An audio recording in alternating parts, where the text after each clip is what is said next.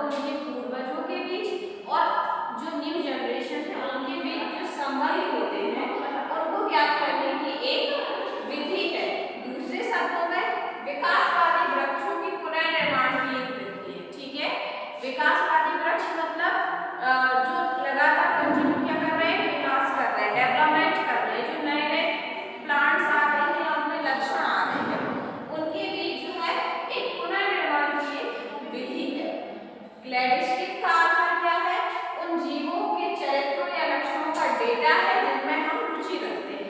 Cladistics का जो main आधार है उन जीवों और वृक्षों के बीच अपना चरित्रों और उनके लक्षणों के बीच जो है वो संबंध को स्थापित करना है और जिनमें हम रुचि रखते हैं। तो अगर हम बात करें मोटी मोटी डेफिनेशन की बात करें तो क्लैडिस्टिक्स जो होता है वो पुराने जीवों मतलब पूर्वजों और नए आने वाले जीव भी हो सकते हैं, उसमें प्लांट भी हो सकते हैं। ठीक है, ये दोनों का चैप्टर है, जूलॉजी भी है और बॉटनी का भी है। तो जैसे नए प्लांट्स, पुराने प्लांट्स थे भाई, उनमें बहुत सारे लक्षण थे, लेकिन अब जो नए प्लांट हैं उसी वंश के, लेकिन उनमें जो है वो उनके जो लक्षण है, उनके जो चरित्र है, उनका जो डेटा है वो क्या हो चुका है, चेंज हो गया।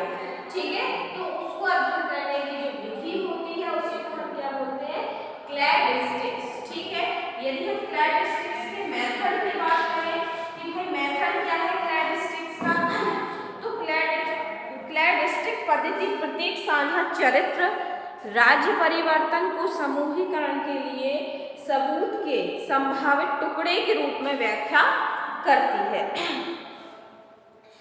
ये कई बार देखा जाता है कि जो इसके अलग अलग चीज़ों के बारे में ये एक इकट्ठा जो है वर्णन करती है।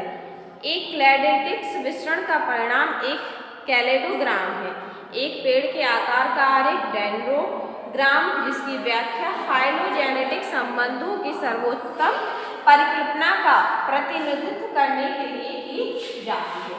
ठीक है, हालांकि परंपरागत रूप से इस तरह के कैलेडोग्राम बड़े पैमाने पर क्या होते हैं, रूपात्मक वर्णों के आधार पर इनको क्या करते हैं, कंप्यूटेशनल फ्लोजन आमतौर पर क्या होने लगा है, फिलोजेनेटिक विश्लेषण में उपयोग किए जाते हैं। और जो क्लैडिस्टिक का जो है आमतौर पर अब हम किस में उपयोग करने लगे हैं, फिलोजेनेटिक विश्लेषण के लिए इसका हम उपयोग करने लगे हैं।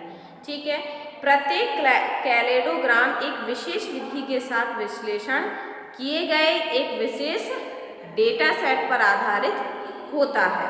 डेटा सेट आणविक हो सकता है, जो डेटा सेट है वो या तो आणविक हो सकता है या फिर रूपात्मक हो सकता है या फिर नैतिक या अन्य वर्णों से युक्त अलग अलग इसमें जो है वो टेबल्स दिए जाती हैं और परिचालन है जिन्हें मोनोफिलेटिक माना जाता है और इसलिए सभी को एक साथ एक बड़ा क्लैड बनाने के लिए फाइलोजेनेटिक विश्लेषण उस क्लैड के भीतर ब्रांचिंग पैटर्न का अनुमान लगाते हैं। उस क्लैड की हेल्प से या उस टेबल की हेल्प से हम क्या करते हैं, उसकी ब्रांचिंग पैटर्न का पता लगाते हैं, किस किस टाइप की इसमें अनुमान लगाते हैं। पता तो नहीं कर सकते क्योंकि ये सिर्फ अनुमानित है, तो इसका हम अनुमान लगाते हैं। अलग अलग डेटा सेट और अलग अलग तरीके उल्लेखित मान्यताओं के उल्लंघन का उल्लेख नहीं करने के लिए अक्सर अलग अलग क्लैडोग्राम का उपयोग जो है वो किया जाता है। ठीक है, तो इसमें अलग अलग देखिए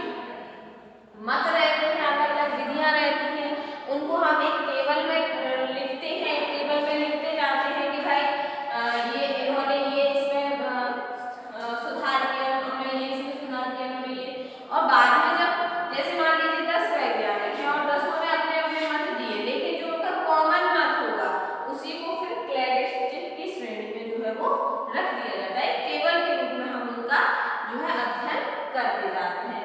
तो क्लैडिस्टिक जीवों के बीच संबंधों की परिकल्पना करने की एक विधि है या फिर दूसरे शब्दों में कहें तो विकासवादी वृक्षों की पुनर्निर्माण की एक विधि है। जो विकासवादी वृक्ष है उनका पुनर्निर्माण हम करते हैं, पुनर्निर्माण करने की एक विधि है। ठीक है, तो आज की क्लास में इतना ही।